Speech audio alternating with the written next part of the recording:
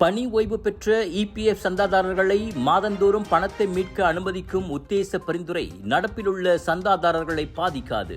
நிதித்துறை துணை அமைச்சர் லிம் ஹுயியிங் அந்த உத்தரவாதத்தை வழங்கியுள்ளார். அப்புதிய கொள்கை அமலாக்கம் கண்ட பிறகு இபிஎஃப் சந்தாதாரர்களாக பதிந்து கொள்ளும் புதிய உறுப்பினர்களை மட்டுமே அது உட்படுத்தியிருக்கும். ஒருவேளை நடப்பிலுள்ள சந்தாதாரர்கள் அவர்களாக விரும்பினால் புதிய முறையை தேர்ந்தெடுக்கலாம். மற்றபடி அவர்கள் கட்டாயப்படுத்தப்பட மாட்டார்கள் என்றார் அவர். வருங்காலத்தில் இபிஎஃப் சேமிப்புகள் 2 பகுதிகளாக பிரிக்கப்படும். ஃப்ளெக்சிபிள் சேவிங்ஸ், அதாவது எந்த நேரத்திலும் பணத்தை மீட்கக்கூடிய சேமிப்பு. மற்றொன்று இன்கம் சேவிங்ஸ், அதாவது வருமான சேமிப்பு. இது ஓய்வூதிய நிதி தீர்ந்து போகும் வரை தொடர்ந்து வழங்கப்படும். ஓய்வு பெற்ற பிறகு மலேசியர்களுக்கு பாதுகாப்பான நிதி உத்தரவாதத்தை வழங்கும் நோக்கில் இப்புதிய முறை உத்தேசிக்கப்பட்டுள்ளது. இது வெறும் ஆரம்ப கட்ட பரிந்துரை மட்டுமே.